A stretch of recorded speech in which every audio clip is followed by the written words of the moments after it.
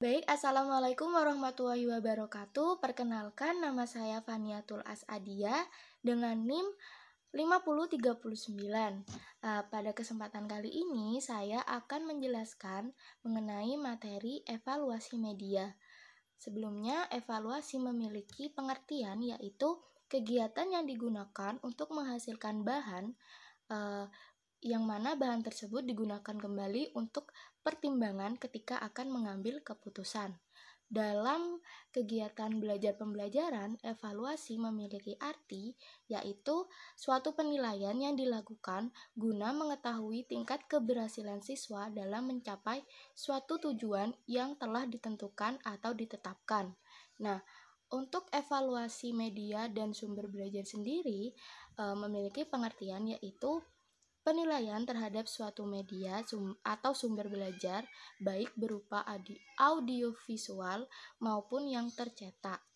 Nah, tujuan dari evaluasi media sendiri yaitu untuk mengetahui apakah media yang digunakan tersebut sudah sesuai dengan tujuan-tujuan yang telah ditetapkan sebelumnya, terutama dalam mengembangkan seluruh aspek-aspek perkembangan anak usia dini.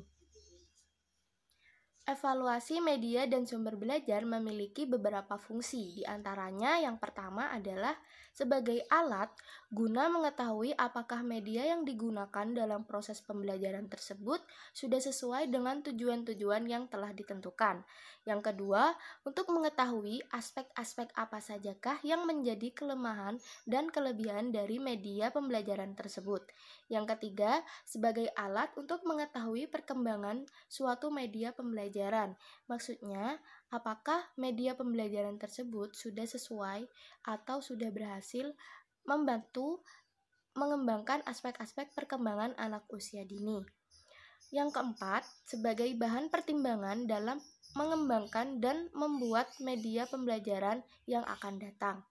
Oleh karena itu, evaluasi harus dilakukan secara hati-hati dan menggunakan strategi yang tepat, karena evaluasi merupakan bagian yang penting dalam pembuatan media dan sumber belajar. Evaluasi media dan sumber belajar juga memiliki beberapa tujuan, yaitu yang pertama, untuk menghasilkan media pembelajaran yang maksimal, maksudnya sesuai dengan tujuan-tujuan yang telah ditetapkan sebelumnya. Yang kedua, untuk mengetahui tingkat kemajuan media pembelajaran yang digunakan selama proses pembelajaran. Yang ketiga, untuk mengetahui tingkat daya dan hasil guna media pembelajaran yang telah digunakan selama proses belajar dan mengajar. Dan yang keempat, untuk memantau perbaikan, kemajuan, dan proses pembuatan media pembelajaran.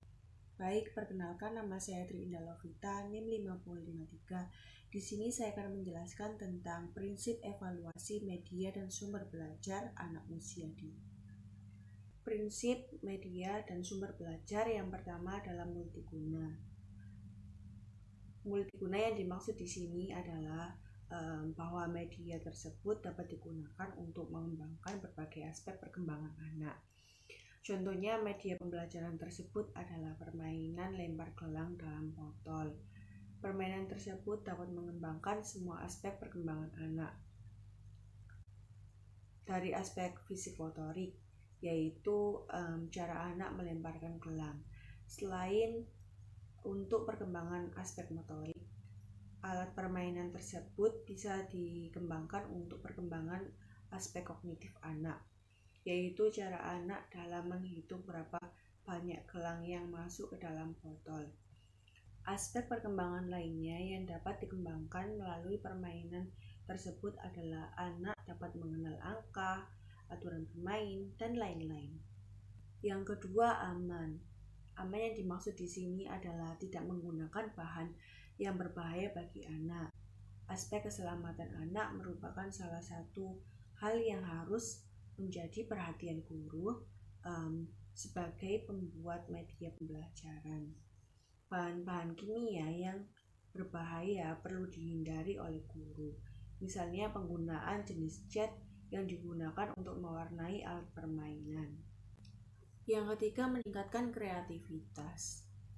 Nah, alat permainan atau media pembelajaran yang dapat menambahkan kreativitas, daya hayal, daya imajinasi, serta dapat digunakan untuk bereksperimen atau bereksplorasi. Contohnya alat permainan konstruktif, misalnya seperti balok-balok kayu. Nah, itu merupakan salah satu contoh alat permainan yang dapat yang cukup menarik dan menantang untuk anak untuk berkreasi. Yang keempat, sesuai dengan tujuan dan fungsi sarana. Nah, setiap media pembelajaran itu sudah memiliki fungsi yang berbeda-beda antara media satu dengan media lainnya. Nah, di sini guru harus menjadikan tujuan dan fungsi tersebut sebagai bagian yang penting untuk diperhatikan. Misalnya, media dan sumber belajar yang dirancang harus memungkinkan untuk digunakan secara individu atau secara kelompok. Yang kelima, sesuai dengan tahap perkembangan anak. Tahap perkembangan anak yang berbeda akan berpengaruh terhadap jenis permainan yang akan dibuat oleh guru. Contohnya puzzle. Nah, kepingan-kepingan puzzle yang akan disusun anak kelas A dengan kelas B berbeda karena tiap perkembangan anak itu memiliki kemampuan yang berbeda-beda pula. Yang selanjutnya, syarat-syarat dalam pembuatan sumber belajar. Nah, yang pertama adalah edukatif atau nilai-nilai kependidikan, yaitu kesesuaian kurikulum dengan kaidah mengajar.